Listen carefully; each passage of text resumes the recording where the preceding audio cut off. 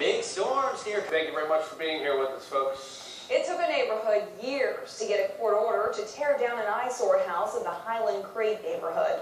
With that out of the way, it took workers, though, just 20 minutes to rip apart a two-story house. Our Jim Shannon reports this is a home owned by a man accused of possessing child pornography.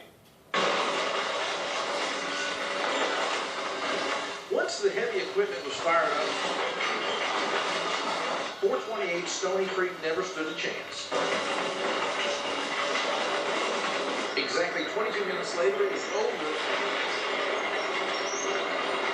much to the delight of neighbors who have been working on getting this house torn down literally for years now. Well, we know how long it takes now. I mean, you know what it takes to get written complaints done and court orders, but it helps to get a written complaint and a court order when the resident has been incarcerated. David Burke lives here. He is now in the East Baton Rouge Parish Prison facing child pornography charges. His home was heavily damaged in Hurricane Gustav and never repaired. His neighbors say he was a known hoarder. Before demolition, crews removed dozens of boxes they found stacked around the inside of the home. I feel conflicting emotions, Jim. I feel like, I'm happy that it's being taken down, happy for the neighborhood and all the neighbors. I'm also kind of sad that as a community, we couldn't do more to help her.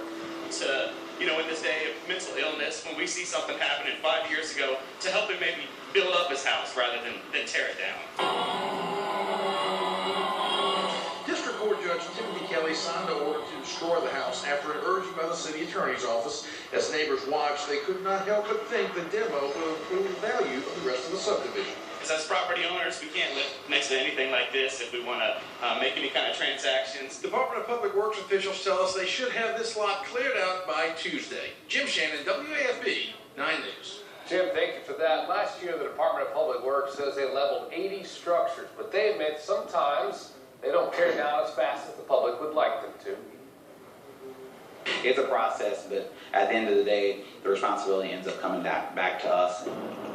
So what is the holdup in getting rid of a condemned building, and just how many places are on the list to be torn down? We're going to check that out. We'll have that story coming up for you on 9 News at 6. A huge day for the House of Representatives at the state capitol as a deal is made on the proposed budget. It's still subject to a vote. It needs 2/3, but as Capitol correspondent Nick Foley reports, if today is any indication, they got it. Nick. Yeah, Cheryl, the budget as proposed by the Jindal administration